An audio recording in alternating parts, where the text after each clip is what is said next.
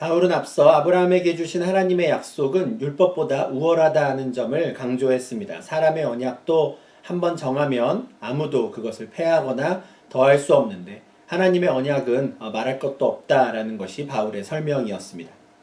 하나님께서는 아브라함에게 주셨던 그 자손에 대한 약속을 그리스도를 통해 이루셨습니다. 그러므로 이제 그 자손이신 예수 그리스도에 대한 믿음으로 말미암아 하나님의 약속을 받은 자들이 참된 아브라함의 후손이 될 것입니다.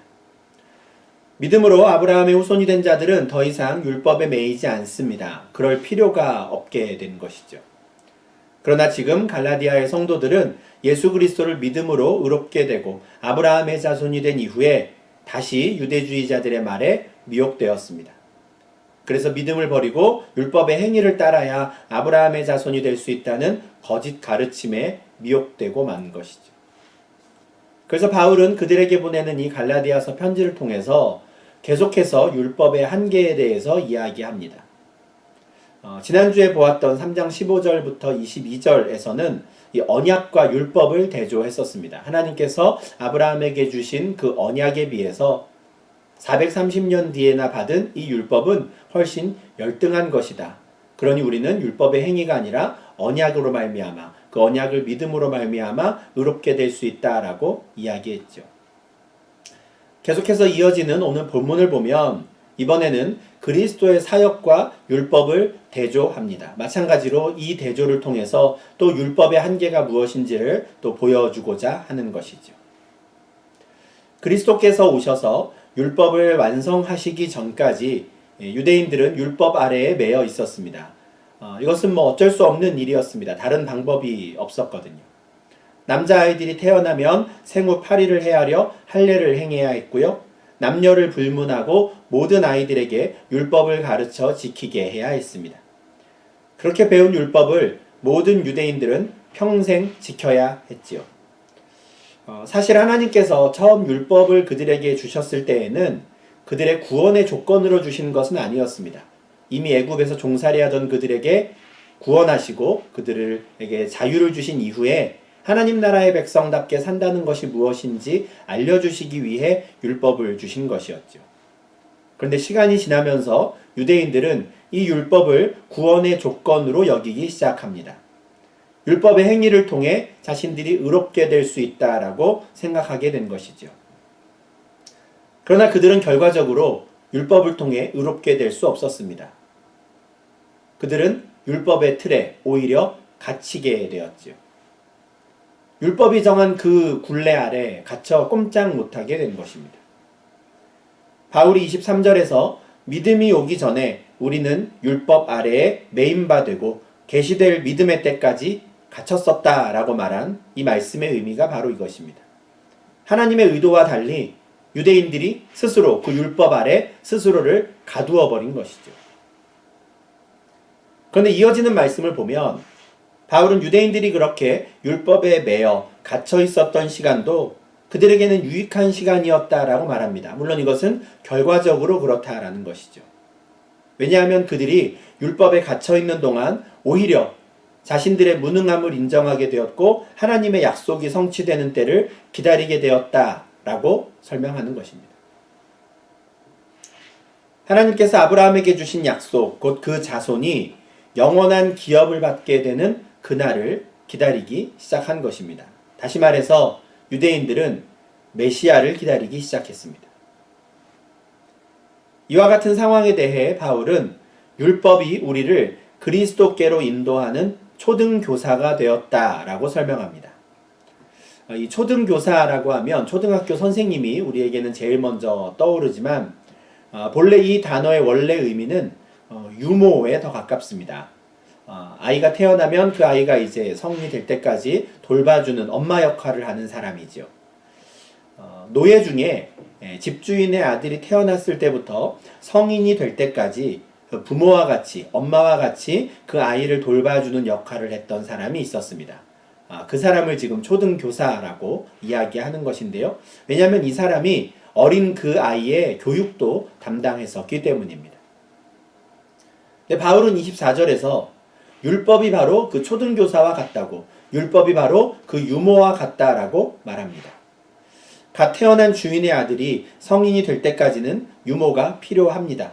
그러나 성인이 된 이후에는 더 이상 유모가 필요하지 않지요. 바울이 말하는 그 초등교사는 그런 존재입니다. 꼭 필요하기는 하지만 그 필요성이 유한한 사람이지요. 그래서 바울은 율법을 초등교사에 비유합니다. 유대인들에게 율법이 주어진 것은 축복이었습니다. 그들에게 필요했기 때문에 하나님께서 주신 것이었죠. 그러나 처음부터 그 율법에는 유효기간이 있었습니다. 앞선 3장 19절 하반절에서 이미 말한 바와 같이 그 율법은 약속하신 자손이 오시기까지 유효한 것이었습니다. 유대인들을 인도하고 가르치는 역할을 하던 율법은 그 약속하신 자손이 나타나면 더 이상 필요가 없어집니다. 이제는 그 율법을 다 이루신 그 자손 예수 그리스도를 믿음으로 말미암아 의롭다함을 얻을 수 있기 때문입니다. 그리스도를 통해 하나님의 언약이 완성된 후에는 더 이상 율법은 필요하지 않습니다. 이제는 율법의 행위로 말미암아 의를 얻는 게 아니라 모든 사람들이 다 아브라함과 같이 믿음으로 말미암아 의롭다함을 얻을 수 있게 되었기 때문입니다. 바울은 그리스도께서 여신 이 새로운 시대를 25절에서 믿음이 온 후라고 표현합니다. 이 세계의 역사, 이 시간을 예수님의 탄생을 기점으로 BC와 AD로 구분을 하는데요. 바울은 지금 이 시대를 믿음을 기준으로 구분하고 있습니다. 믿음이 오기 전과 믿음이 온 후로 구분하지요. 믿음이 온 후에는 어느 누구도 율법에 매이지 않습니다. 율법의 유효기간이 다 끝났기 때문입니다. 이제는 모든 사람이 다 믿음으로 말미암아 그리스도 예수 안에서 하나님의 아들이 될 수 있습니다. 이것은 복음의 핵심이지요. 새로운 시대가 열렸다라는 것입니다. 율법을 받은 유대인들만이 하나님의 백성이 될 수 있는 시대는 끝났습니다. 이제는 누구나 다 하나님의 아들이 될 수 있는 때가 이르렀습니다. 그러나 모든 사람들이 무조건 의롭게 여김을 받아 하나님의 아들이 되는 것은 아닙니다. 이것은 오직 그리스도 예수 안에서만 가능한 일입니다. 모든 사람은 오직 아브라함에게 약속하신 그 자손에 대한 믿음으로 말미암아 의롭게 될 수 있습니다. 그리스도 외에는 하나님의 아들이 될 수 있는 다른 방법이 없다는 말입니다.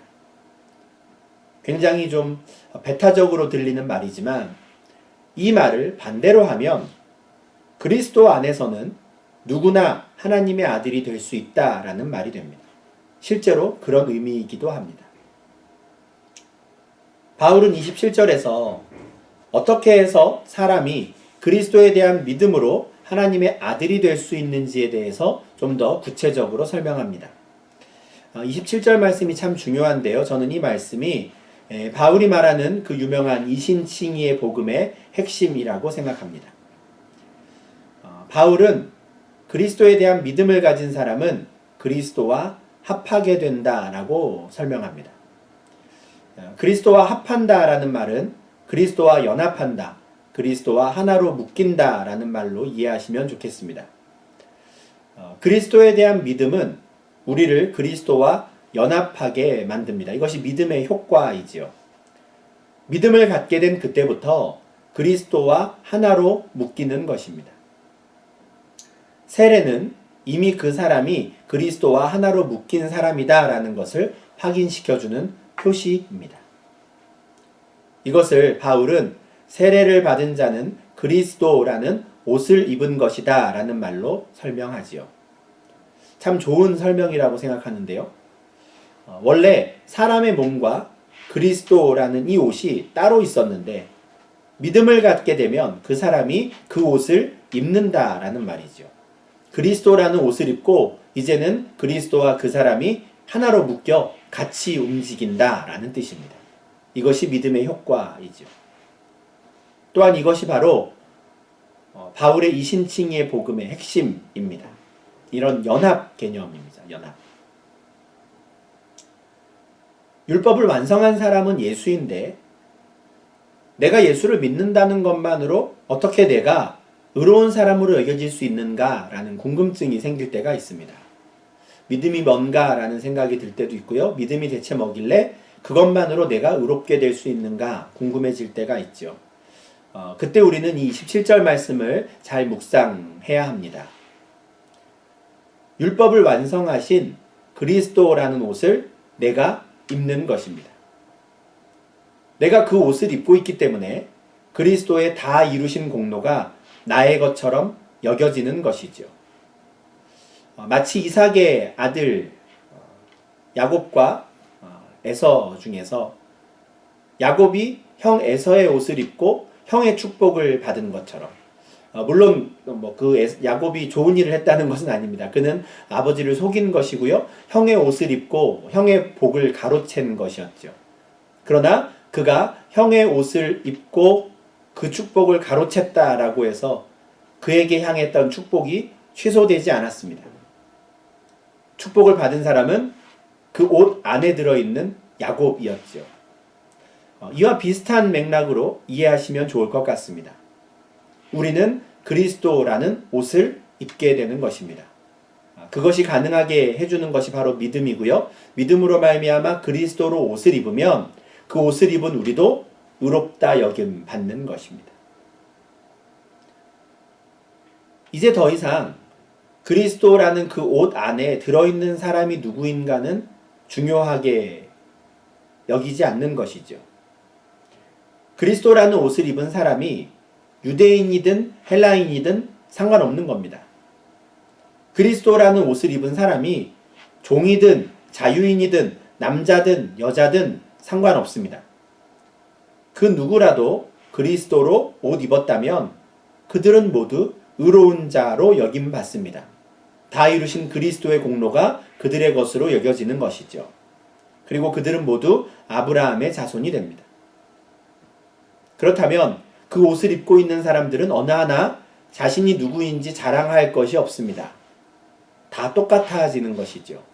결국 그리스도 예수 안에서 하나가 되는 것입니다.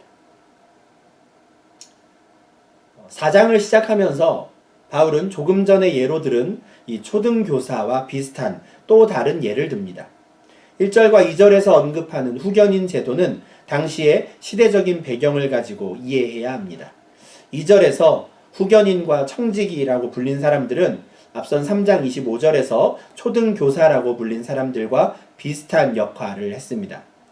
후견인은 주인 어른의 재산을 이제 곧 상속하게 될 그 어린 주인을 가르치고 또 그의 여러 활동들을 책임지는 사람이었습니다.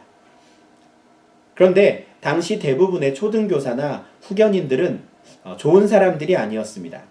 그들 중에는 어린 주인의 후견인이라고 하는 자신의 지위를 이용해서 최대한 이익을 누리려는, 이익을 받으려고 하는 사람들이 많았습니다. 그래서 바울은 1절에서 후견인 아래 있을 때에는 어린 주인이 오히려 그 후견인의 종과 같이 생활한다 라고 말합니다. 뒤바뀌는 것이죠, 순서가. 그러나 후견인 아래에서 종과 같이 사는 날이 영원한 것은 아닙니다. 아버지가 정한 때가 되면 그 생활이 끝나게 됩니다. 후견인으로부터 독립하게 되는 것이죠. 그렇다면 언제 아버지가 그 때를 끝내겠습니까? 언제 아들을 후견인으로부터 독립시키겠습니까? 바로 아들이 성인이 되는 때입니다. 이제 성인이 되어서 그가 나의 유업을 이어받을 만한 나이가 되면 그는 후견인 자격을 박탈시키는 것이죠. 그러나 아버지가 그렇게 하기 전까지는, 그 때가 되기 전까지는 어쩔 수 없이 어린 주인은 후견인과 청지기 아래 있어야 합니다. 아무리 악한 후견인을 만났다 하더라도 어쩔 수 없습니다. 아버지가 그 관계를 끝내주기 전까지는 어쩔 수 없이 그의 관리 아래에서 살아야 합니다. 3절을 보시면 이와 같이라는 말로 시작하는데요. 바울은 유대인과 율법의 관계가 이와 같다라고 합니다. 어린 상속자와 후견인의 관계와 똑같다는 것이죠. 물론 이 비유는 유대인들에게만 해당되는 것은 아닙니다. 모든 인간은 본래 세상의 초등학문 아래에서 종노릇하고 있었습니다. 율법을 갖춘 유대인들만 율법에 매이고 율법에 갇혀 있었던 게 아닌 것이죠. 율법이 없는 이방인들도 세상의 초등학문 아래에서, 세상의 원리와 세상의 규율 아래에서 종처럼 살고 있었습니다. 그런데 이제 그 때가 찼습니다. 아들들이 후견인의 그늘을 벗어나 아버지의 유업을 이어받을 때가 된 것입니다. 유업을 이어받을 아들들을 세우기 위해 하나님께서 독생자를 보내셨습니다. 그런데 하나님의 독생자는 사람의 몸을 입고 와서 스스로 율법 아래로 들어가셨지요. 왜냐하면 그 율법 아래 매인 자들을 건져내시기 위함이었습니다. 율법 아래에서 종로로 타던 자들을 속량하시고 그들에게 아들의 명분을 주시려고 오히려 하나님의 독생자께서 기꺼이 율법 아래로 들어가셨습니다. 아들의 명분이라는 말은 원래는 우리가 아들이 아니었으나 아들로 여김받을 수 있는 명분을 주셨다라는 것입니다. 그것이 어떻게 가능합니까? 믿음으로 말미암아 그리스도로 옷을 입게 되었기 때문입니다. 아들의 옷을 입고 있는 그 사람들을 아들과 같이 여겨주시는 것입니다. 또한 이 일은 상호간에 일어난 일입니다. 하나님께서는 그리스도로 옷 입은 자들을 아들로 여기시고요. 또 그리스도로 옷 입은 사람들은 하나님을 보며 아빠라고 아버지라고 부르게 됩니다. 예수를 믿은 자들의 마음에 그 아들의 영을 보내셔서 감히 하나님을 아빠, 아버지라고 부를 수 있게 하신 것입니다. 바울이 3장 26절에서 너희가 다 믿음으로 말미암아 그리스도 예수 안에서 하나님의 아들이 되었다라고 말했던 그 말씀의 의미가 바로 이것입니다. 그러고 보면 그리스도로 옷 입었다라는 말은 그냥 단순한 말장난이 아니었습니다. 속은 그대로인데 겉옷만 바꿔 입은 게 아니었던 것이죠. 앞서 제가 야곱과 에서의 예를 들었지만 야곱은 정말 그랬습니다. 속은 전혀 달라지지 않고 겉으로만 에서의 옷을 입고 있었죠. 그런데 오늘 본문을 보니까 우리가 그리스도로 옷 입는다는 것은 그런 차원은 아닌 것 같습니다. 물론 그리스도라는 그 옷 안에 들어가 있는 사람은 여전히 타락한 육신을 입고 있는 죄인입니다. 그러나 그가 그리스도로 옷 입는 순간 하나님께서는 그의 마음을 변화시키기 시작하십니다. 그의 속사람을 새롭게 하시는 그 일을 시작하시는 것입니다. 그 아들의 영을 그 마음 속에 보내시고 그 마음 가운데 성령이 거하게 하심으로 그 속사람으로부터 말미암아 예수를 닮아가는 새 사람이 되게 하시는 일입니다. 그 사람의 겉사람까지도 영화롭게 되려면 아직 더 많은 시간을 기다려야 합니다. 예수님께서 재림하실 때 그리스도로 옷 입은 그 사람의 겉사람, 그 사람의 육체도 영화롭게 될 것입니다. 그러나 믿음을 가진 사람의 속사람을 변화시키는 일은 그가 믿음으로 그리스도와 연합되는 그 순간부터 시작되는 것입니다. 이것이 바로 바울이 고린도후서 4장 16절에서 그러므로 우리가 낙심하지 아니하노니 우리의 겉사람은 낡아지나 우리의 속사람은 날로 새로워지도다 라고 고백한 이유이기도 합니다. 바울은 오늘 본문에서 율법의 한계를 다시 한번 이야기했습니다. 그것을 위해 율법을 초등교사와 후견인에 비유하였지요.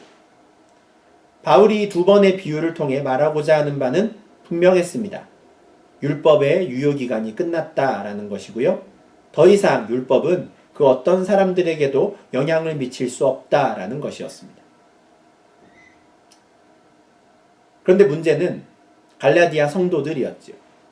갈라디아 성도들이 유대주의자들에게 미혹되어서 율법이 대단한 것인 것처럼 마치 율법의 유효기간이 없이 율법이 영원한 것처럼 착각하기 시작했다라는 것입니다.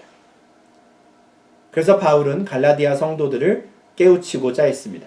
비유로도 이야기하고요. 언약과 대조하기도 하고 그리스도의 사역과 대조하기도 했습니다. 그리고 이제 7절에서는 4장 7절에서는 아주 분명한 목소리로 그들이 누구인지 그들이 믿음으로 말미암아 새롭게 얻게 된 신분이 무엇인지 분명히 알려줍니다. 그러므로 내가 이후로는 종이 아니요 아들이니 라고 말하죠. 너희가 이제는 종이 아니다. 너희는 이제 아들이다 라는 것은 정말 중요한 선포입니다. 바울은 자신의 이 선포를 통해 갈라디아 성도들을 일깨우고자 했습니다. 말 그대로 그들은 더 이상 종이 아닙니다. 그들은 더 이상 초등교사와 같은 율법에 매일 필요가 없는 사람들입니다. 이제 그들에게는 후견인이나 청지기 노릇을 할 율법이 필요 없습니다. 어린 아들을 유모와 후견인에게 맡겼던 아버지가 이제는 그를 자신의 완전한 상속자로 세우는 때를 정한 것처럼 이제 때가 찼기 때문입니다. 하나님께서 그리스도 예수 안에서 그들을 하나님의 아들로 삼으셨고 이제는 그들에게 유업을 주시기로 하신 것입니다. 그러니 이제 갈라디아 성도들은 자신이 누구인지 다시 깨닫고 정신을 차려야 합니다. 한번 생각해 보시면 좋겠습니다. 어떤 사람의 아들이 있는데 그 아들이 이제 내가 아버지의 유업을 이어받을 때가 다 되었다라는 것도 모르고 계속해서 후견인에게 모든 것을 맡기고 자신은 그 후견인의 지시와 관리 감독 아래 계속 살고 싶어 한다면 우리는 그 사람을 어떻게 보겠습니까? 참 우리가 한심하게 보지 않겠습니까? 근데 바울이 보는 갈라디아 성도들의 모습이 딱 그랬습니다. 하나님께서는 믿음을 가진 그들을 당신의 아들로 여기시고 유업을 주실 계획을 다 세우셨는데 정작 하나님의 아들이 된 그 사람들이 다시 유모의 품으로 돌아가려고 하고 다시 후견인을 찾아가서 내가 유업을 받아도 되겠느냐고 그 사람에게 허락을 받으려고 하니 참 답답할 노릇이었죠. 바울이 볼 때 갈라디아의 성도들은 이미 하나님의 아들이 되었는데 정작 그들은 자신들이 누구인지 모르고 있었습니다. 그래서 바울은 그들에게 당신들이 누구인지 잊지 말라고, 이제 당신들은 더 이상 종이 아니라고, 당신들은 이제 하나님의 아들이 되었다라고 소리치고 있는 것입니다. 율법에 매이지 말고 하나님께서 주실 그 유업을 잘 받으라고 말하고 있는 것이죠. 이 외침, 이 선포는 우리에게도 정말 중요합니다. 그리스도인은 믿음을 갖게 된 이후에 내가 어떤 사람이 되었는지 정확히 알아야 합니다. 믿음으로 말미암아 자신에게 주어진 완전히 새로운 정체성이 무엇인지 알아야 합니다. 믿음을 얻기 전에는 우리 모두가 각자 자신들을 규정하는 다양한 정체성을 가지고 살고 있었습니다. 사회적으로 볼 때 어떤 사람을 규정하는 정체성이 꼭 한 가지만 있는 것이 아니지요. 누군가의 아들이나 딸, 누군가의 남편이나 아내, 누군가의 아빠나 엄마와 같이 가족 내에서의 관계를 가지고 한 사람 한 사람의 정체성을 부여할 수 있습니다. 또는 그 사람이 가지고 있는 직업이나 또는 학력, 인종이나 민족을 가지고도 각 사람의 정체성을 부여할 수도 있습니다.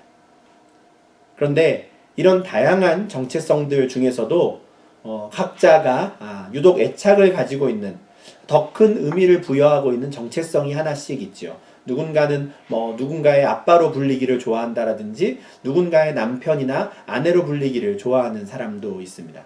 누군가의 어떤 회사에서의 지위로 불리기를 좋아하는 사람도 있죠.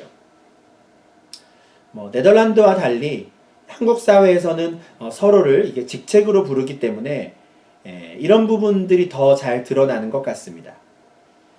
제가 이 부분에 대해서 흥미롭게 생각했던 때가 있었는데 한국에서 신학대학원을 다닐 때였습니다. 강의를 듣다 보면 또는 교수님들께 받은 강의안을 보면 교수님들이 각자 자신을 어떻게 정의하고 계시는구나 라는 것을 조금 알 수 있을 때가 있었습니다. 대부분은 자기 자신을 교수라고 규정하기를 좋아하셨습니다.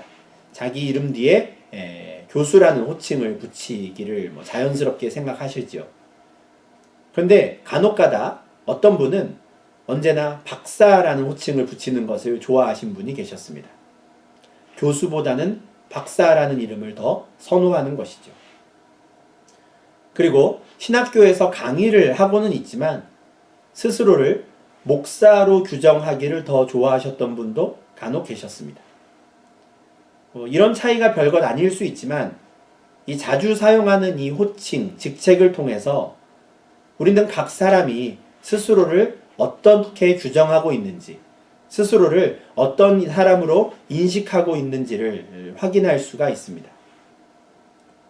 제가 만난 교수님들을 예로 들어 설명하긴 했지만 우리는 누구나 자신의 정체성을 한 단어로 압축해서 보여줄 수 있는 그 호칭이 무엇일까 한번 생각해 본다면 선뜻 떠오르는 이름들이 있을 겁니다.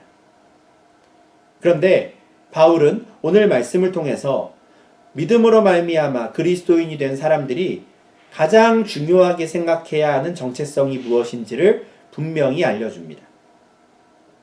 그것은 바로 아들이라는 정체성입니다. 그것도 하나님의 아들입니다.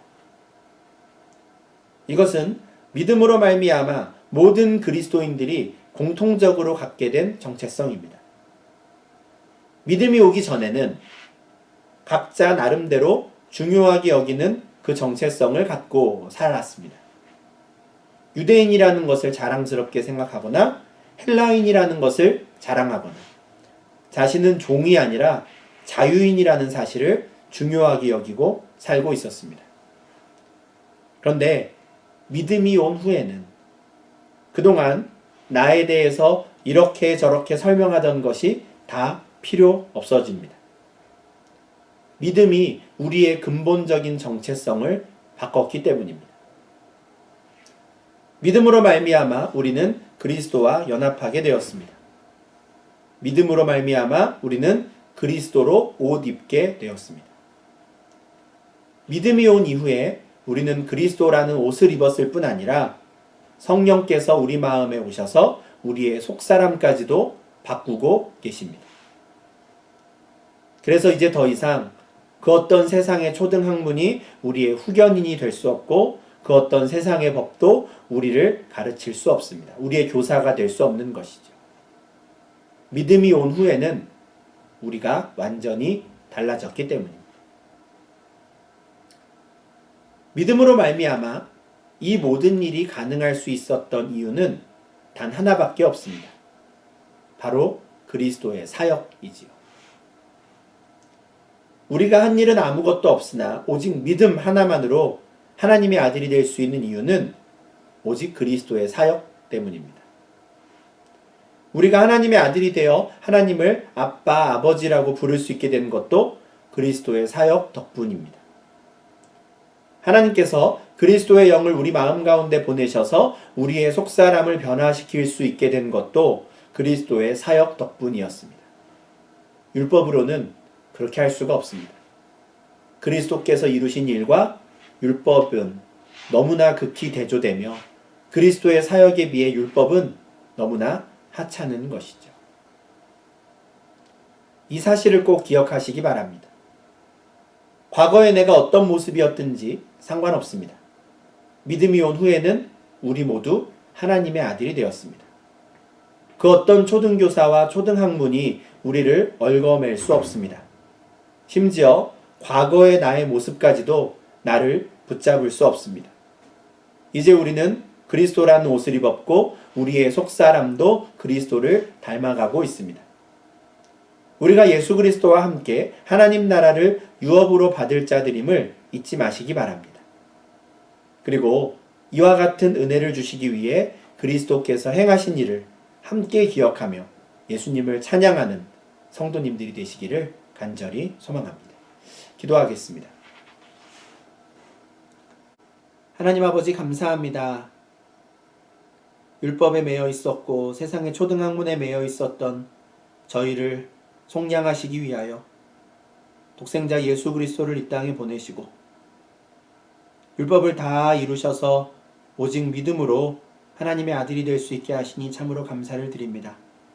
믿음이 오기 전에는 우리를 즐겁게 하고 우리가 자랑하였던 많은 여러 가지 정체성들이 있었으나 이제 믿음이 온 이후에 그 모든 것이 아무것도 아님을 알게 하시니 주님 감사를 드립니다.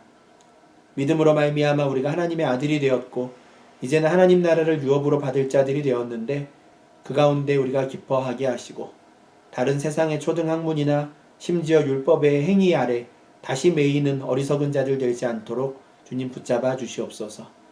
과거의 모습이 어떠하였든지 우리의 믿음으로 말미암아 우리의 속사람이 새롭게 됨을 알게 하시고 우리가 그리스도로 옷 입은 자들임을 알게 하셔서 언제나 그리스도와 합하여 그리스도와 연합하여 그리스도와 하나 되어 이 땅을 살아가는 저희 될 수 있게 하시고 우리의 삶의 모습을 보며 하나님께서 기뻐하시며 하나님의 아들로 여기시는 그 복된 은혜들을 누릴 수 있도록 붙잡아 주시옵소서. 믿음 외에는 우리가 그리스도로 옷 입을 수 있는 다른 방법이 없음을 압니다. 믿음 외에는 우리가 하나님 나라의 유업을 상속받을 수 있는 다른 길이 없음도 압니다.